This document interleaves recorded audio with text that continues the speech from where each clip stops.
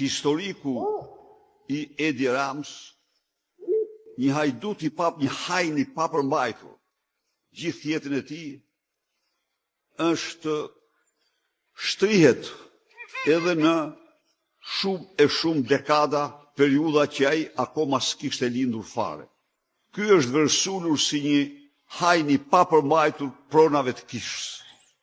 Në dosjen e tij ka falsifikime të paimagjinueshme, ka shqyrtime dhe vendime jashtë çdo afati ligjor dhe antiligjore.